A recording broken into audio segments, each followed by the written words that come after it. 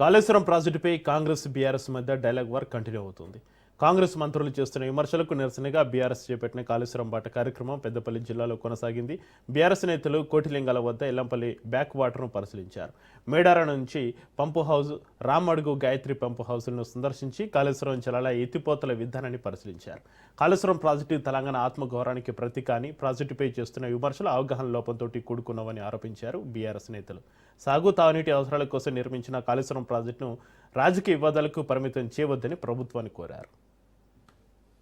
Gravity ద్వారానే ఈ ఎల్లంపల్లి ఉంటేనే రాష్ట్రమంతా నీళ్లు పారుతాయని అనుకుంటే తెలంగాణ రాక పూర్వం రాష్ట్రంలో నీళ్లు ఎందుకు లేవు? ఆ రోజు 35 లక్షల ఎకరాలకే నీళ్లు ఎందుకు వచ్చినాయి?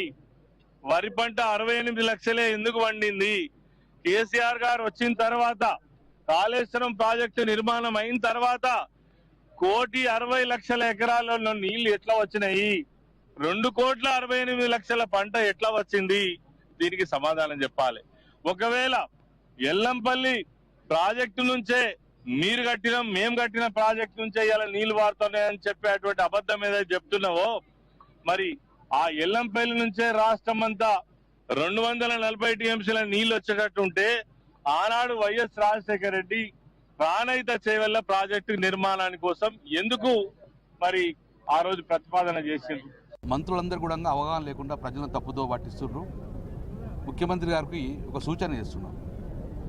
మేము మేడిగడ్డ ప్రారంభం నుంచి మేడిగడ్డ ఆనేదాకా కేసీఆర్ గారు మమ్మల్ని ఎమ్మెల్యే అందరికీ ఫస్ట్ మాకు అవగాహన కల్పించిండు. ఎక్కడ పంప్ అవుతుంది, ఎక్కడ లిఫ్ట్ అవుతుంది, ఎక్కడ గ్రావిటీ అనేది మాకు అవగాహన వచ్చింది. కాబట్టి టీఆర్ఎస్ పార్టీలో అందరూ కూడా అవగాహన ఉంది. దాంతోపాటు ప్రతిపక్ష ఎమ్మెల్యే కూడా అవగాహన కల్పించని చెప్పి అసెంబ్లీలో అందరికి పవర్ ప్లాంట్ ప్రజెంట్ చేసిండ్రు. What is Medigadda, what is Yellampalli, what is Mallanna Sagar అనేది. వాళ్ళకి ఎవరికి ట్రైనింగ్ చేయకుండా ఇష్టానుసారంగా మంత్రులు వచ్చి అవగాహన లేకుండా మాట్లాడుతున్నారు. నేను ఒక మంత్రి అంటాడు, నంది మేడారం నుంచి మిడ్బానరుకు నీళ్లు లక్ష్మీపూర్ దాకా గ్రావిటీగా పోతుంటాడు. అసలు ప్రపంచంలో బాహుబలి మోటార్, ప్రపంచంలో అత్యంత ఎత్తున బాహుబలి మోటార్లు వేసి లిఫ్ట్ చేసింది ఎక్కడ అంటే ప్రపంచంలో ఇక్కడే, ఇక్కడ గాయత్రి పంప్ హౌస్లో. నువ్వు గ్రావిటీ ఉన్నాక ఎందుకు ఎత్తిపోతారా ఇన్ని ఖర్చు పెట్టుకొని?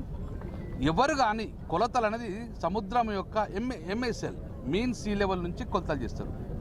మళ్ళీ చెప్తున్నాం, రాసుకోండి. అక్కడ మేడిగడ్డ నుంచి ఇక్కడ వరకు ఎక్కడ గ్రావిటీ లేదు, అంత పంపే. ఇక్కడ నుంచి మిడ్మానేర్ దాకా మాత్రం గ్రావిటీ అవుతుంది.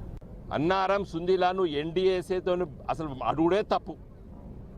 ఆ బిల్లు అంతా నేను పార్లమెంట్ సభ్యుడు ఉన్నప్పుడు చూసిన.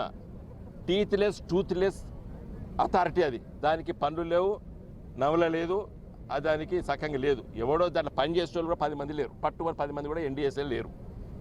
అంతా మన సిడబ్ల్యూసీకి వెళ్ళి వచ్చి టెంపరీగా ఉండి కుర్చీలో కూర్చుంటారు. వీళ్ళు పోయినప్పుడు వచ్చి కూర్చుంటారు, లేదా ఆ ఆఫీస్లో కూడా 10 మంది కూడా లేరు. ఆ ఎన్డీఎస్ఏ భూతం చూపిస్తున్నాడు రేవంత్ రెడ్డి. దయచేసి అన్నారం సుందిల్లా ఈ రెండింటి ద్వారా ఎల్లంపల్లి నింపుతేనే ఈ నీళ్ళు వస్తాయి వచ్చే 10 రోజులు. లేకపోతే నా దృష్టిలో ఇవి కూడా ఆపచ్చు. ఎందుకంటే నీళ్లు లేవు. ఉన్నే పట్టుబట్టినే ఎల్లంపల్లిలో 20 టీఎంసీల నీళ్లు. రేపు హైదరాబాద్ మహానగరానికి నీళ్లు తాగిచ్చే నీళ్ళు అదే. కాబట్టి దయచేసి ఫస్ట్ అవగాహన తెచ్చుకోండి.